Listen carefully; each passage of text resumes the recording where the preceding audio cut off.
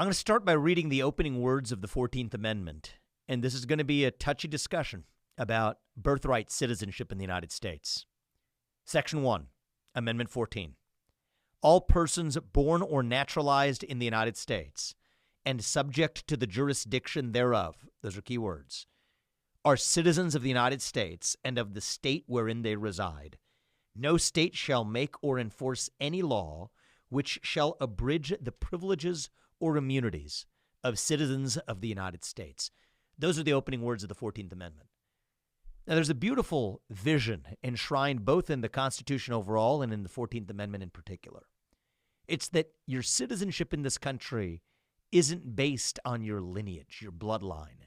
It isn't based on even your religion or your adherence to a particular set of cultural customs or even your language that you speak. No, that's not what gives you citizenship in the United States. And what's enshrined in the vision of birthright citizenship is to say that regardless of your skin color, regardless of where your parents came from, regardless of what your religious beliefs are or may be or become over the course of your life, you're a citizen of this country if you owe a duty, your fealty, your allegiance to this country, and we presume that when you're born here. This has been construed, however, far too broadly and exploited, especially in the last several years, of mass migration policies into the United States. And let me explain how that works.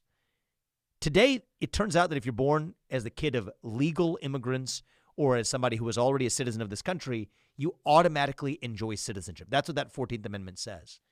But it's been wrongly construed by the policies, frankly, of both political parties to somehow mean that the kids of illegal migrants also enjoy birthright citizenship. And that's just false. I go back to those words of the 14th Amendment.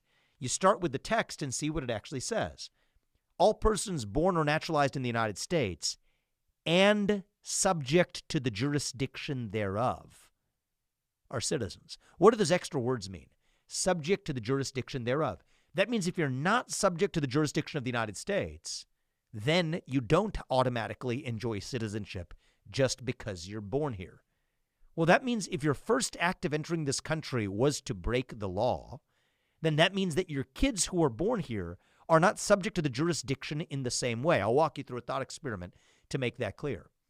Let's say the kid of a Mexican diplomat is born on U.S. soil. Does that make that person a citizen of the United States? The answer is no.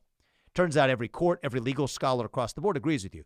Just because the physical act of that person being born in the United States, that diplomat or that ambassador's son, still does not give that son birthright citizenship in the United States